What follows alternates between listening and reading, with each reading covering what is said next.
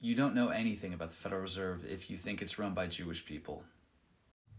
Yes, a few recent Fed chairs, including Alan Greenspan, Ben Bernanke, and Janet Yellen, were all of Jewish descent. However, the current chair of the Federal Reserve banking system, Jerome Powell, is not Jewish. Most of the founding fathers of the Federal Reserve from Jekyll Island were Protestants. Senator Nelson Aldrich was a direct descendant of the Puritan colonial governor John Winthrop. He and Charles Norton were both descendants of the Puritan minister and founder of Rhode Island, Roger Williams. Only one of the Fed's original founders was Jewish, and he was an outsider at the Jekyll Island meeting, according to Eustace Mullins, who wrote, Warburg's thick alien accent grated on them all. As the lone outsider in this clique of American aristocrats, he realized the delicacy of his position, but nevertheless quarreled on any occasion concerning technical problems which he considered his personal field. Senator Aldrich, the Protestant, was definitely running the show at Jekyll Island, not Warburg, the Jew.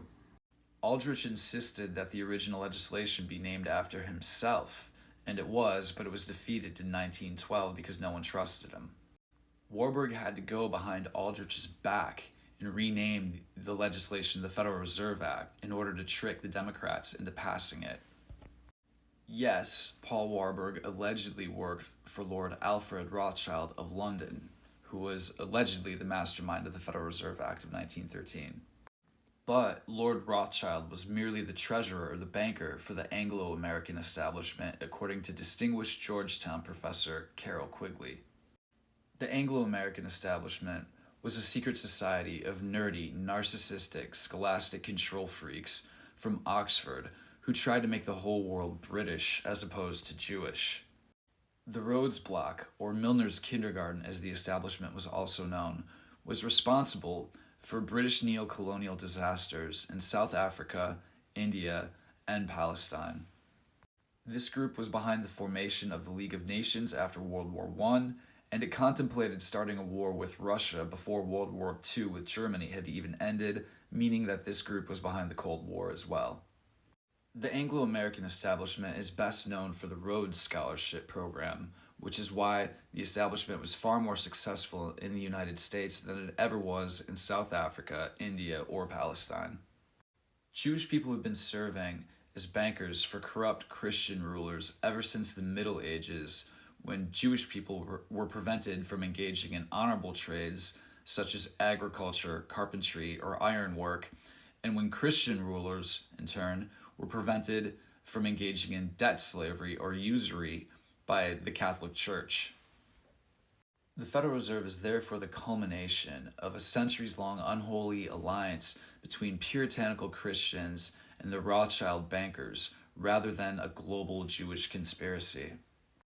Benjamin Strong, the very first governor of the Federal Reserve banking system, who may or may not have been at the Jekyll Island meeting, but who definitely caused the Great Depression, was not Jewish. On May 23, 1933, Republican Congressman Louis T. McFadden presented articles of impeachment against the Federal Reserve banking system for high treason and for causing the Great Depression, which of course it did. McFadden's articles of impeachment were unfortunately dismissed by his colleagues as mere anti-Semitic conspiracy theories. McFadden's merciless Republican colleagues started whispering behind his back that he was losing his mind, and McFadden eventually lost his seat on Congress, largely because he quoted from the Protocols of the Elders of Zion from the House floor. Much of what we know about the Jekyll Island conspiracy comes from Eustace Mullins, who published The Federal Reserve Conspiracy in 1952. The great American poet Ezra Pound encouraged Eustace Mullins to start studying the Federal Reserve while he was working as a librarian in the Library for Congress. Unfortunately, Ezra Pound was a fascist and an anti-Semite who was arrested by American forces in Italy in 1945 on charges of collaborating with Mussolini. Mullins' book has largely been ignored in no small part because he is a Holocaust denier. The Federal Reserve is a Wall Street conspiracy, not a Jewish conspiracy. But the completely unnecessary bigotry and prejudice of the monetarily literate far right against Jewish people has effectively invalidated legitimate criticisms of the Federal Reserve that the woke left might otherwise morally agree with.